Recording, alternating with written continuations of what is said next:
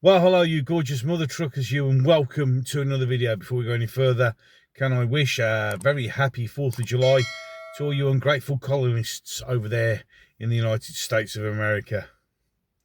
I hope you all have a wonderful party today. And, yeah, wish I could set off fireworks today. Remember my country's independence. Any case, so last night you may have seen I did a quick breaking news story where it was announced that Zara Sultan and Jeremy Corbyn are creating their own party. She's quit the Labour Party after 14 years and joined him as a co-leader. Well, except for the fact that Jeremy Corbyn knew absolutely nothing about this. So it's off to a rocky start already. But you see all the Labour MPs come out. Oh, well, it's good she's gone. Oh, well, you know, she was gonna get kicked out of the party, which she wasn't.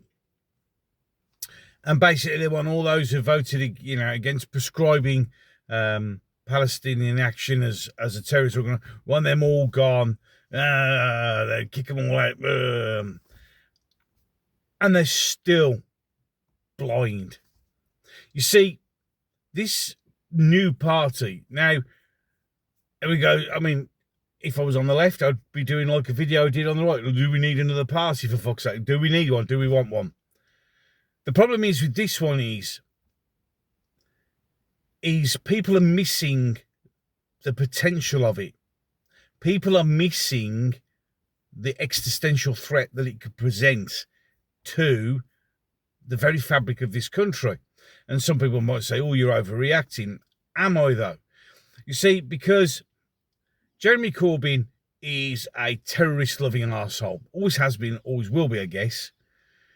And he's just an idiot. How that man gets into position of power, I don't know, but he's there. And of course, she's pro-Palestine. Even in her letter to resignation, it was all about Gaza.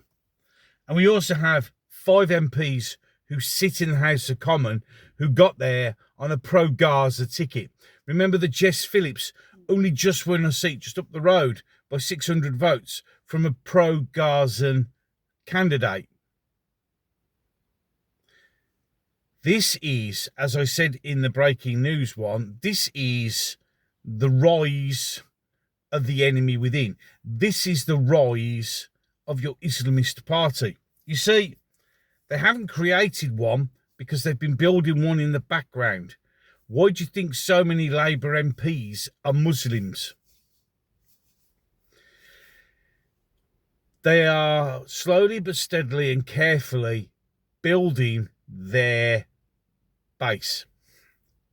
We have now many MPs standing up and going, oh, what about Gaza? What about Gaza? What about Gaza? And I won't lie, fuck Gaza. I really couldn't give a shit about Gaza. And if you're a British, or should I really say English MP, the only place you should give a shit about is here. And if you don't give a shit about here, then you shouldn't be there. In fact, no Muslims should be allowed in the Houses of Commons. They shouldn't be allowed to stand for MPs. Got to get that a bit in, get some more popcorn ready for the inevitable kickback. Because their loyalties and their concerns are not here. Remember the guy, I can't remember the guy, Shirley. I'll put his name up here if I can be bothered to get it out. He come out and voted against the expansion of Heathrow Airport, but then spends ages banging on about the fact that they need a new airport in Pakistan. Well, fuck off to Pakistan then. You see, the hypocrisy. And the thing is, as I've tweeted to a couple of Labour MPs this morning, this is happening because you've got weak leadership. This is happening because no matter how hard you try, you won't open your eyes to the threat that there is there. You allow this party will grow.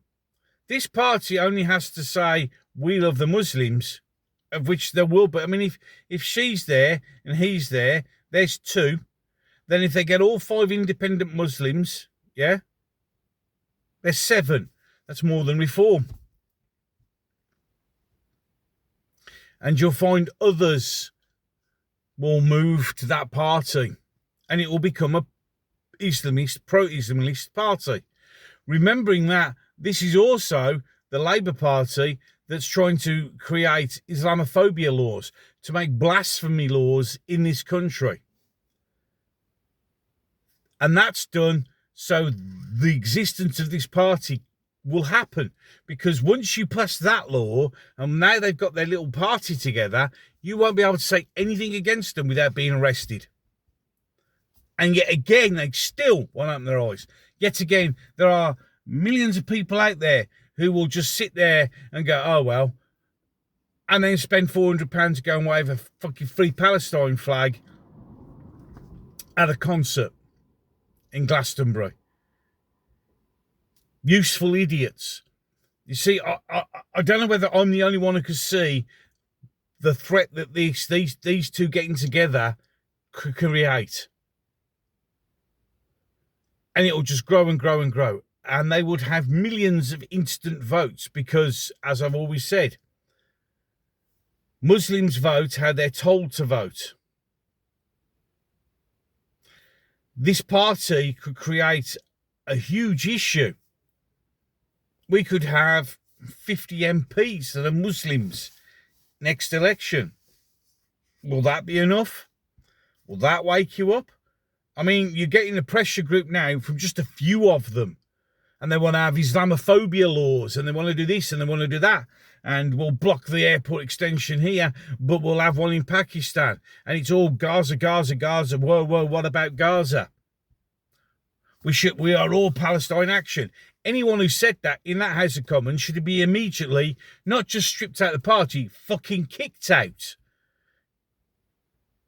But no, they'll all go, oh, well, you know, she's a bit of a troublemaker. Well, you should kick her out, completely out. But you won't, because you're still blinded by the scared of saying anything against the Muslims. This is literally the enemy within showing their hand. Look, we're going to create our own party. And all you're going to do is moan and do fuck all about it. Somebody said, well, if that happens, what happens next? I'll tell you what happens next. In the next election, they'll get 50 MPs. Because the Muslims will just vote who they're told to. And once they get that many in, this country's dead. It's over. It's finished. And I'm going to get called everything under the sun for this one. And I've gone past caring. Because unless people start taking a stand and start saying something, and even worse, better than that, doing something, if idiots won't just open their eyes to see the problems and the threat that we're facing, at least when it all goes wrong, I can turn around and say, at least I tried to do something. Anything. Open somebody's eyes. You know, I'm sitting here next to my local park and I just look out the window at a beautiful slice of English countryside here in the middle of a city.